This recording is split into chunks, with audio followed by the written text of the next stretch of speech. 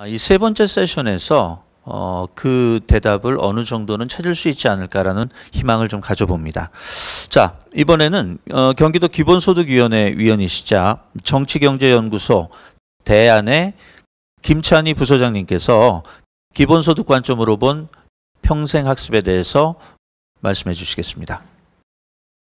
부탁드리겠습니다. 기본소득 관점으로 본 평생학습에 대해서 말씀드리려고 이 자리에 섰습니다.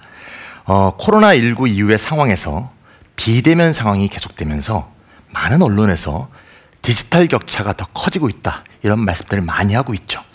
7월 3일에 대통령께서 한국판 뉴딜을 발표하시면서 3차 추가 경정 예산을 5천억 이상 편성하겠다, 이렇게 말씀하셨습니다.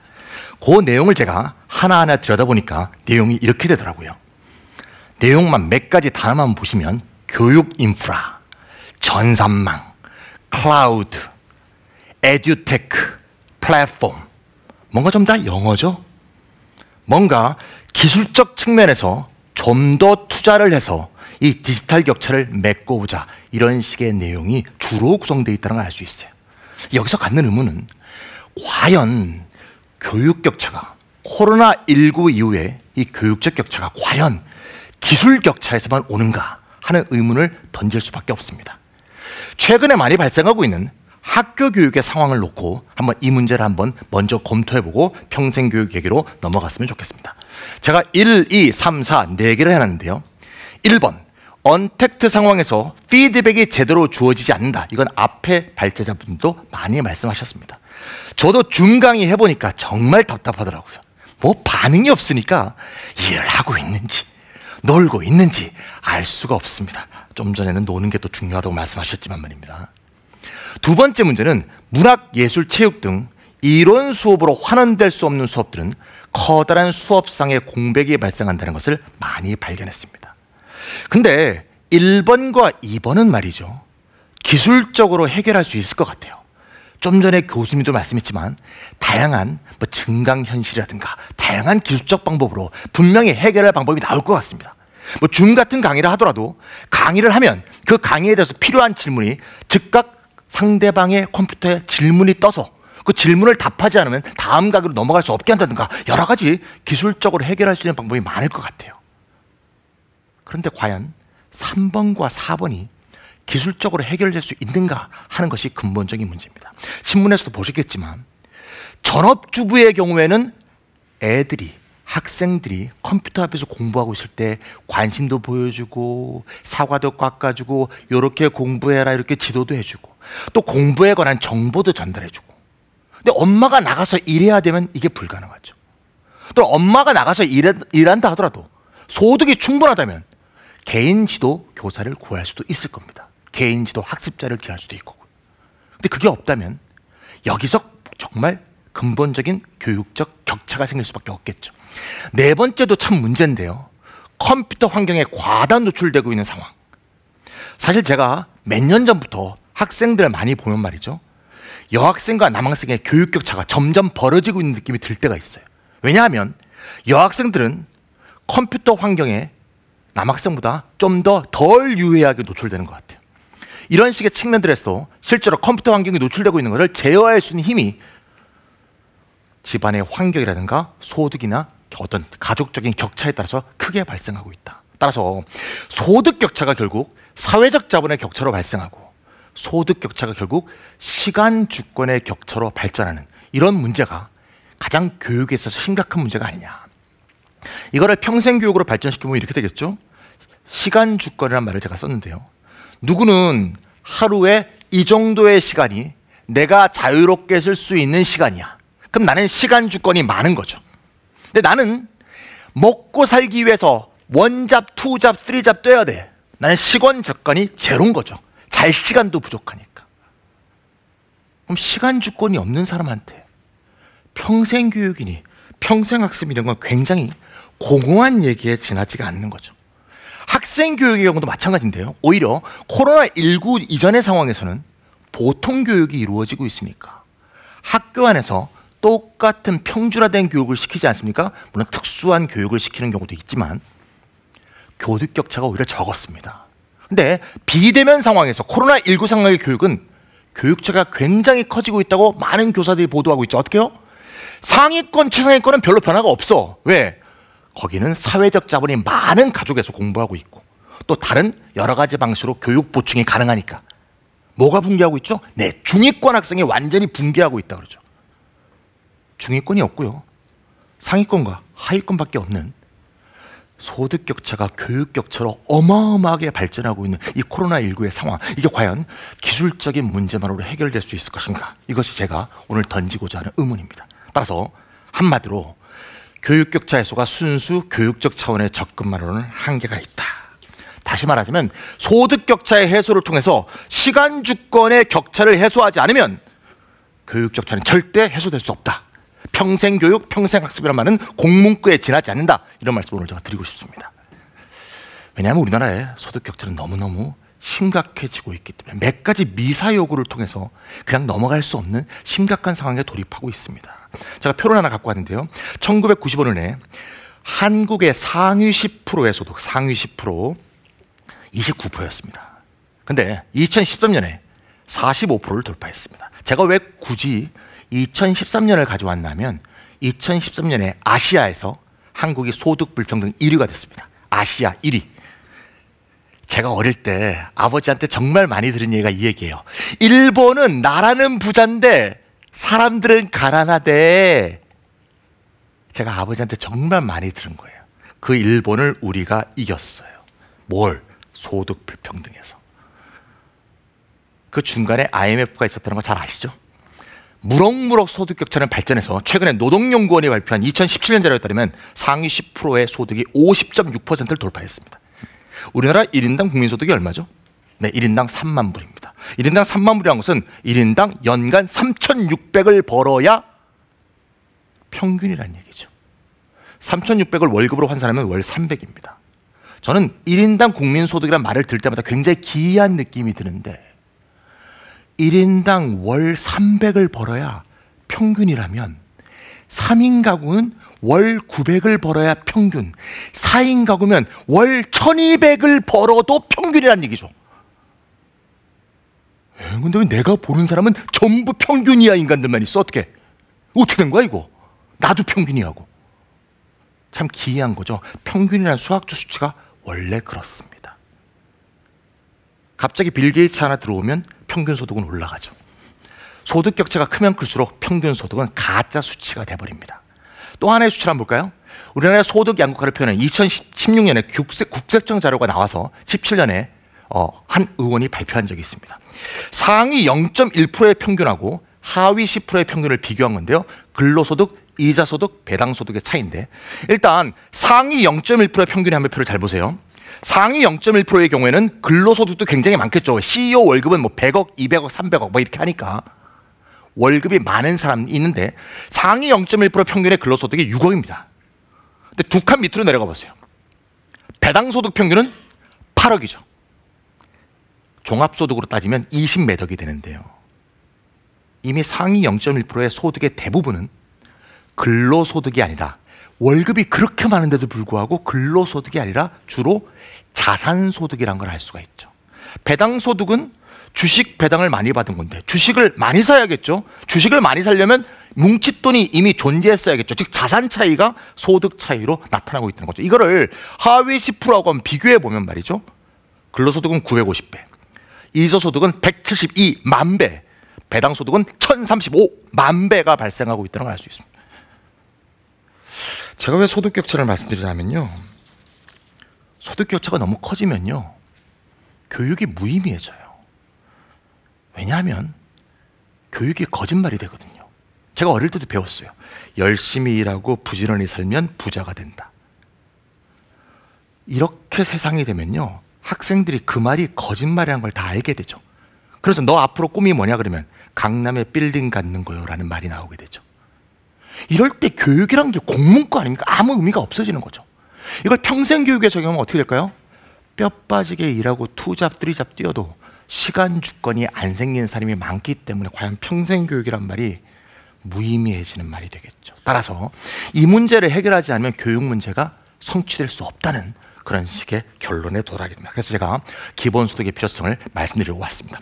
기본소득은 최근에 많은 정치인들도 말씀하시고 많은 책도 나왔기 때문에 많이 알고 계실 거라고 보지만 혹시나 해서 기본소득의 정의를 좀 짚고 넘어가도록 하겠습니다. 기본소득의 정의는 5가지 중요한 특징을 갖고 있는데요. 그냥 돈이 아닙니다. 그냥 돈이 아니고 5가지 원칙을 지켜서 지급되는 돈을 기본소득이라고 합니다. 5가지 원칙이 뭐냐? 첫 번째, 개인 단위로 지급하는 겁니다. 가구 단위가 아니고요. 가구 단위로 지급하면 가구주가 착하면 그 가구 내에 잘 분배가 되겠지만 가구주가 나쁜 사람이면 가구주 혼자 독식하겠죠. 그러면 집에서 돌보거나 주로 양육을 하거나 집안 살림을 하는 사람은 전혀 그 현금에 접근할 수 없게 되죠. 그래서 개인 단위로 집근해서 특히 가사노동을 하는 사람에게 더 많은 권리를 부여하려고 하고 있습니다. 두 번째는 모두에게 주는 겁니다. 가리지 않고 모두에게. 세 번째는 무조건적으로 주는 겁니다. 무조건적이라는 것은 어떤 조건을 붙이지 않는 거죠. 예를 들면 너 이런 일을 해야 돈을 준다. 자활을 해야 돈을 준다라든가 무슨 뭐 이런 식으로 근로를 하기 위해서 많이 그 일자리를 찾으러 다녀야지 돈을 준다든가 또는 어느 정도의 소득 이하가 돼야지 돈을 준다든가 이런 식의 조건을 붙이지 않은 걸 무조건성이라고 합니다. 네 번째는 정기적으로 주는 겁니다. 한 달에 한 번 또는 분기당 한 번 또는 1년에 한 번 꼬박꼬박. 알래스카 같은 데서 매년 기본소득을 주고 있죠. 석유로 인해서 기금을 만들어서 그런 게 기본소득입니다. 마지막으로 현금으로 주는 겁니다. 물건으로 주는 게 아니죠. 라면이나 연탄으로 주는 게 아니라 현금으로 줘서 내가 그 돈을 갖고 어디에 쓸 수 있는지 자유를 주는 거. 이게 기본소득의 5대 특징이 되겠습니다. 여러분 한번 제가 질문해 볼게요. 우리나라에서는 기본소득이 국가 단위로는 아직 구현이 되고 있지 못합니다. 하지만 이 5가지의 특징을 갖고 있는 현금 지급이 우리나라 국가에 존재합니다. 제일 비슷한 게 뭘까요? 네, 어떤 분이 답글에 이미 붙였을 것 같아요. 네, 아동수당입니다. 금액은 적습니다만 7세 이하의 모든 아동에게 개인 단위로 1명이면 1명, 2명이면 2명, 우리 집에 3명이면 3명 개인 단위로 무조건적으로 정기적으로 주는 현금소득, 이게 아동수당이죠. 7세까지 만 7세까지 주어지고 있는 것을 전 국민에게 확대하면 기본소득이다, 이렇게 이해하시면 되겠습니다. 국가 차원이 아니고 경기도 차원에서는 경기도 청년 기본소득이 있는데요, 만 24세에 주어집니다. 요 만 24세인 걸 전 국민에게 확산하면 그것도 기본소득이 된다, 이렇게 이해하시면 기본소득, 아동소득을 전 연령으로, 경기도 청년 기본소득을 전 연령으로, 그게 기본소득을 이해하시면 제대로 이해한 것이다, 이렇게 말씀드릴 수 있겠습니다. 자, 그러면 기본소득에 대해서 몇 가지 말씀을 더 드리고 이 평생교육과의 연관성을 한번 마무리 짓도록 하겠습니다. 기본소득에 대해서 가장 큰 오해는 뭔가 하면 이런 표를 제시하면서 기본소득이 소득 재분배 효과 또는 빈곤 해소 효과가 약하다라고 잘못 얘기하는 분들이 굉장히 많습니다. 예를 들면 이런 그림을 제시하면서 기본소득은 맨 왼쪽 거기 때문에 소득 재분배나 또는 빈곤 해소 효과가 약하다. 맨 왼쪽을 한번 보세요. 밑받침의 크기가 똑같죠. 기본소득은 밑받침의 크기가 똑같기 때문에 원래 부자인 사람, 원래 경제적 강자는 더 높은 곳에 서게 되고 원래 경제적 약자는 어차피 야구를 못 보게 된다, 이런 식의 표로 기본소득을 오해하시는 분들이 가끔 있습니다. 어떤 오해가 어디 있는 거죠? 기본소득은 모든 국민에게 똑같은 돈을 줍니다. 20만 원이면 20만 원, 30만 원이면 30만 원. 주는 액수가 똑같기 때문에 저 밑둥이 똑같은 거 아니냐, 이렇게 착각하는 거예요. 어떤 착각을 했을까요? 그렇죠. 걷는 것과 주는 것, 내는 것과 받는 것을 통일적으로 바라보지 못하고 있죠. 제가 2016년에 길거리에서 기본소득 이렇게 캠페인을 하고 있는데 어떤 분이 그렇게 부유해 보이지는 않는 분이었어요. 저를 한참 보고 있다가 저한테 이렇게 물어보셨어요. 어떤 CEO를 이름을 대면서 왜 그 친구한테는 왜 돈을 주는 거야? 이렇게 얘기하시더라고요. 제가 길거리에서 물어보시니까 짧게 대답해야 되잖아요. 30초로 대답해서 어떻게 대답했냐면, 아저씨 그게 아니고요, 아저씨는 월 3만 원을 기여금으로 내시고 30만 원 받아가시고요, 그 거론하신 그분은 10억 원 내고 30만 원 가져가라는 거예요. 그러니까 그분이 뭐라 그러시냐면 그거 참 좋구만, 앞으로 그렇게 설명하라고, 그러고 가시더라고요. 똑같이 모든 국민이 기본소득 기여금으로 나의 소득의 8%를 다 기부하고 똑같이 나눠 가지면 월 소득이 100만 원인 사람은 8만 원 기여금을 내겠죠. 월 소득 10억인 사람은 기여금을 8천만 원을 냅니다. 이해가시죠? 똑같이 준다는 게 중요한 게 아니고 어떻게 걷는가에 따라서 소득 재분배 효과는 아주 달라질 수 있습니다. 근로소득이 아니고 자산소득에 더 많이 과세하게 되면 훨씬 소득 재분배 효과가 커지게 돼 있죠. 따라서 맨 왼쪽 같은 게 기본소득이 아니고 기본소득은 중간 겁니다. 아시겠죠? 그래서 세 번째 거로 가자는 기획이라는 걸 이해해 주시면 도움이 될 것 같습니다. 다음 얘기로 넘어간 말이죠. 요거는 이제 넘어갈게요. 네. 자, 그러면 말이죠. 기본소득 얘기는 제가 많이 했으니까 기본소득 정리를 하면서 평생교육과 관련을 말씀드리려고 합니다. 기본소득은 제가 21세기형 복지다 이렇게 말씀드렸는데, 왜냐하면 지금 우리나라에서 가장 어려운 분들, 가장 가난하고 생활이 어려운 분들한테 지급하는 현금이 생계급여라는 게 있습니다. 최대 월 52만 7천 원까지 지급하는 생계급여인데요. 어떤 사람이 생계급여 50만 원을 받는다고 한번 가정해 봅시다. 생계급여 50만 원 받는데 생계급여의 문제점이 뭐냐? 내가 근로를 해서 소득이 생기면요, 생계급여가 깎입니다. 예를 들어 근로소득을 해서 내가 50만 원이 생겼어요. 그러면 30%를 제외한 70%, 0.7만큼을 생계급여에서 뺍니다. 그러면 근로소득 50만 원이 생기면요, 35만 원이 생계급여가 줄어들어서요, 생계급여가 15만 원으로 줄어들게 돼 있습니다. 어떤 문제가 생기는지 아시겠죠? 생계급여는 실링, 천정이에요. 천정. 최대액을 정해놓고요, 내가 열심히 살면 살수록 깎여요, 복지가. 그럼 어떻게 될까요? 열심히 살지 말도록 유도하는 효과를 갖죠. 이래서 벌어봤자 깎이니까 안 합니다. 그게 10년, 20년, 30년 되면 그게 내재화 돼서 실업의 함정이 딱 정착이 되는 거죠. 그에 반해서 기본소득은 제가 써놨죠. 그라운드다, 밑바탕이다. 기본소득 50만 원을 만약에 주어지는 세상이 온다면 근로소득 50만 원이 생기면 기본소득은 깎이지가 않습니다. 왜? 그라운드니까. 그럼 자기의 총소득은 100이 되겠죠. 이거야말로 오히려 더 열심히 일할 뿐만 아니라 더 즐겁게 일할 수 있는 환경을 조성하기 위해서 정말 소득 재분배뿐이 아니라 빈곤과 실업의 함정을 해소하기 위해서도 가장 좋은 방법이다, 이렇게 얘기를 하고 있습니다. 마지막으로 평생교육과 관련성을 한번 말씀을 드려보겠습니다. 시간이 다 돼가니까요. 요거는 넘어가고요. 평생교육과 기본소득은 어떤 관계가 있냐? 쉽게 말씀드렸겠지만, 첫 번째, 안정적 소득이 주어져야 시간 주권이 생길 것이고, 그걸 통해서 평생교육의 기반이 마련되겠죠. 먹고 살기 바쁜데 무슨 공부입니까? 이런 얘기가 나오겠죠. 물론 먹고 살기 바빠도 공부하시는 분이 있지만 퍼센티지로 보면 훨씬 적어지겠죠. 두 번째는 평생교육을 받음으로써 취업 창업이 증가하게 되면 또 소득이 증가하겠죠. 그래서 1번, 2번이 서로 선순환을 하게 되는데, 교육을 받으면 소득이 증가하고 소득이 증가하면 다시 교육을 더 받을 수 있는 여건이 생기고, 이 선순환을 이루는 시초점, 출발점, 계기, 이게 바로 기본소득일 수가 있다, 이걸 말씀드리고 싶고요. 세 번째도 굉장히 중요한 건데요, 평생교육에 대해서 직업 재훈련의 관점에서만 생각하면 안 된다는 거 아마 이거 보시는 분들은 잘 알고 계실 건데요, 실제로 기본소득이 주어지게 되면 오히려 밑바탕 소득이 생기기 때문에 노동소득을 좀 줄여도 되겠죠. 즉 자기가 주권적으로 사용할 수 있는 시간이 늘어나게 되고요, 교육에 대해서도 꼭 직업훈련뿐만 아니라 직업 이외의 교육에 대한 관심과 시간 투여가 증대될 수 있는 여건이 생기게 됩니다. 4차 산업혁명이 기본소득과 평생교육에서 중요하다는 건 다 알고 계실 거고요. 5번은 제가 특별히 강조하는데요, 기본소득 얘기만 가끔 이렇게 착각하시는 분들이 있어요. 기본소득을 갖고 사회서비스를 시장에서 다 구매하라는 거냐, 기본소득 주고 의료보호도 안 하겠다는 거냐, 기본소득 주고 주거도 안 하겠다는 거냐, 그게 아니고요. 기본소득은 현금 지급이니까 사회서비스는 전혀 건드리지 않습니다. 기본소득도 증가하고 사회서비스도 안전망으로서 점점 더 확충돼야 되기 때문에 기본소득과 사회서비스가 서로 조화를 이루어야겠죠. 그렇다면 평생교육은 사회서비스 영역에 속하는 것이 되겠습니다. 절대 기본소득을 던져주고 이걸 갖고 평생교육을 구매하라는 게 아니고요, 평생교육이나 사회서비스가 기본소득과 함께 조응하면서 서로 발전해 나가는 그런 순환 구조를 가질 것이다, 이렇게 말씀드릴 수 있겠습니다.